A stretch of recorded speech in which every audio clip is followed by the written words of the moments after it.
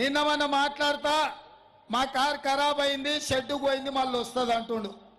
నేను కేటీఆర్కు చెప్పదలుచుకున్నా, అయ్యా మీ కారు ఖరాబ్ కాలే, అనుం చెడ్డది, కార్ఖానకు పోయింది, ఇంకా వాపసు రాదు, తూకం కింద ఈ పక్కనే ఉండే మా జుమరాత్ బజార్లో రాత్రిపూట తూకం కింద అమ్మాల్సిందే.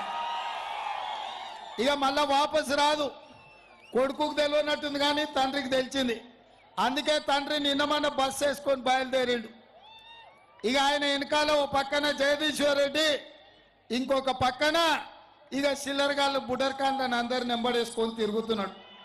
ఆయనను చూస్తుంటే వెనకడికి ఎవడో తిక్కలోడు తిరునాళ్ళకు పోతానంట, ఎక్కనిక దిగనికనే సరిపోయిందంట మొత్తం జాతర.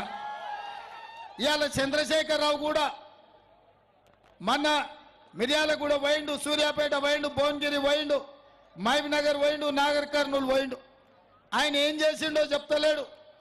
10 ఏళ్ళు ఏం వెలుగబెట్టిండో, తెలంగాణ ప్రజలకి ఏమి అభివృద్ధి చేసిండో చెప్తలేడు. 100 రోజుల్లో రేవంత్ రెడ్డి ఏం చేయలేదు.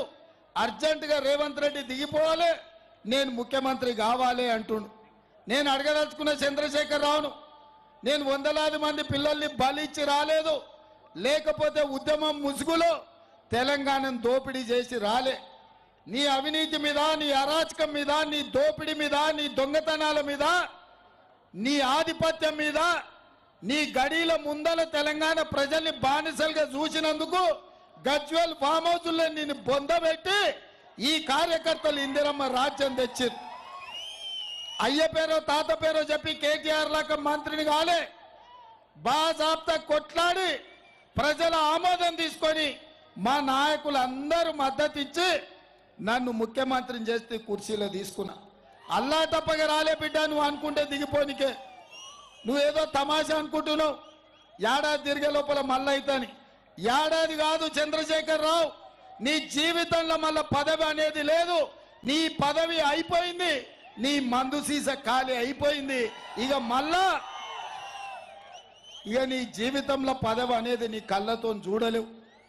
ఇక ఇదే కాదు, నిన్న ఆయన ఖమ్మంలో చెప్తున్నాడు, వచ్చేది సంకీర్ణమే, మనకు 12 ఎంపీలు గెలిస్తే నామ నాగేశ్వరరావు మంత్రి అవుతాడని, కేంద్రంలో మంత్రి అవుతాడంట. ఎవరి చెవులో పువ్వు పెడుతున్నావు చంద్రశేఖరరావు నువ్వు?